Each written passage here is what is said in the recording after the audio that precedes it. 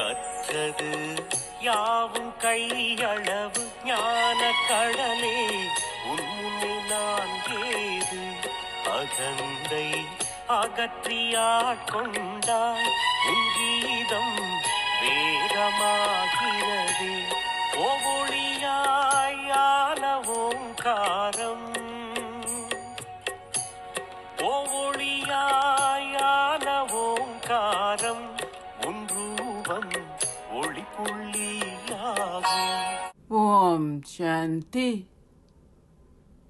17/4/2025 காலை முரளி. ஓம் சாந்தி. பாப் தாதா மதுவனம். சாராம்சம். இனிய குழந்தைகளே, இந்த ஆன்மீக வைத்தியசாலை உங்களை அரை கல்பத்திற்கு என்றென்றும் ஆரோக்கியமானவர்கள் ஆக்குகின்றது. இங்கே ஆத்ம உணர்வுடன் அமர்ந்திருங்கள். கேள்வி: உங்கள் வியாபாரம் போன்றவற்றில் நீங்கள் ஈடுபட்டிருக்கும் போதும் எந்த வழிகாட்டலை உங்கள் புத்தி நினைவு செய்ய வேண்டும்? பதில்: தந்தையின் வழிகாட்டல். நீங்கள் எந்த சரீரதாரிகளையோ அல்லது சூட்சுமதாரிகளையோ நினைவு செய்யக்கூடாது. நீங்கள் ஒரே ஒரு தந்தையின் நினைவில் நிலைத்திருந்தால் மாத்திரமே உங்கள் பாவங்கள் அழியும். இதற்கு உங்களுக்கு நேரமில்லை என உங்களில் எவருமே கூற முடியாது. நீங்கள் அனைத்தையும் செய்யும் பொழுதும் உங்களால் நினைவில் நிலைத்திருக்க முடியும். ஓம் சாந்தி. தாரணைக்கான சாராம்சம். 1. ரூபம் வசந்தமாகி எப்பொழுதும் உங்கள் வாயிலிருந்து இரத்தினங்களை வெளிப்படுத்துங்கள்.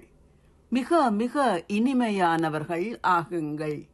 ஒருபோதும் உங்கள் வாயிலிருந்து கற்களை வெளிப்பட அனுமதிக்காதீர்கள். 2.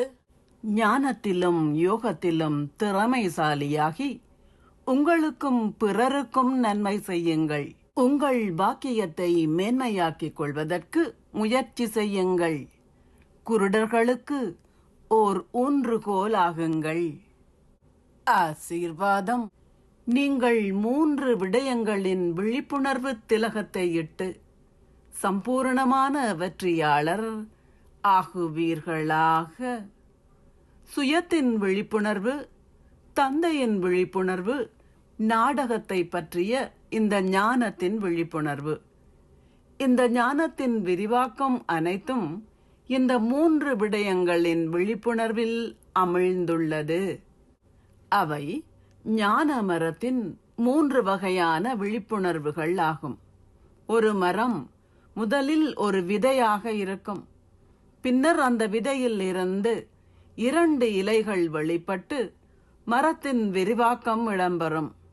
அதேபோல் விதையான தந்தையின் விழிப்புணர்வையும் பின்னர் 2 இலைகளான ஆத்மாக்கள் மற்றும் நாடகத்தை பற்றிய இந்த ஞானத்தின் விழிப்புணர்வையும் கொண்டிருப்பதே பிரதான விடயமாகும்.